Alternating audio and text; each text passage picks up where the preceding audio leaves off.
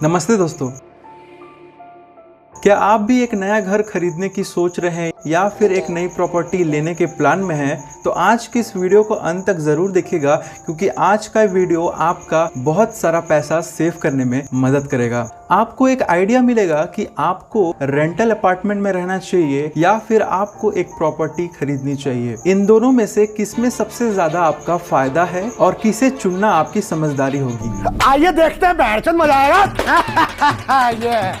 तो यहाँ पे लागू होता है डिवाइन मैन का 4% रूल। अब ये 4% रूल क्या है? तो 4% रूल कहता है अगर किसी प्रॉपर्टी की एनुअल रेंटल रिटर्न 4% से कम है तो उसको रेंट में लेने में ही समझदारी है, और अगर ये परसेंट 4% से ज्यादा होता है तो उस प्रॉपर्टी को खरीदने में ही समझदारी है। हम गधे नहीं।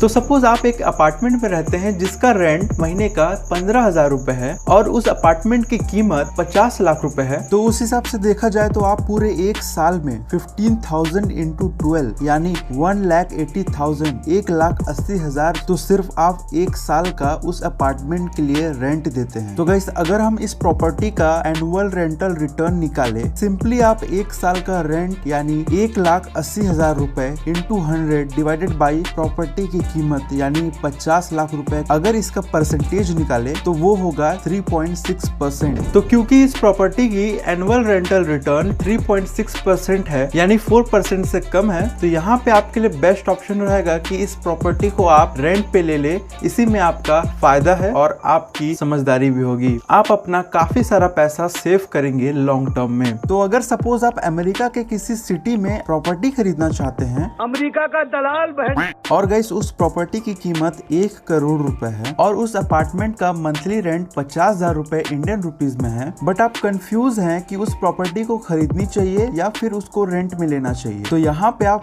फिर से डिवाइन मैन का 4% रूल यूज करेंगे। तो सबसे पहले हम उस अपार्टमेंट का पूरे एक साल का रेंट कैलकुलेट करेंगे 50,000 इंटू 12 यानी 6 लाख रुपीज। नेक्स्ट हम निकालेंगे उस प्रॉपर्टी का एनुअल रेंटल रिटर्न। तो सिंपली आप एक साल का रेंट यानी 6 lakh rupees into 100 divided by property की कीमत यानी 1 करोड़, तो जो परसेंटेज निकल के आता है वो है 6% यानी 4% से कहीं ज्यादा। अगर आप उस प्रॉपर्टी को रेंट पे लेते हैं तो आप अपना काफी सारा पैसा लूज करेंगे और आप घाटे में रहेंगे। अगर मैं बात करता हूँ लॉन्ग टर्म पर्सपेक्टिव से, इस केस में उस प्रॉपर्टी का एनुअल रेंटल रिटर्न क्योंकि 4% से ज्यादा है यानी 6%, तो यहाँ पे आपके लिए बेस्ट ऑप्शन रहेगा कि उस प्रॉपर्टी को आप खरीद लें। उस प्रॉपर्टी को खरीदने में ही आपका फायदा है और समझदारी भी होगी।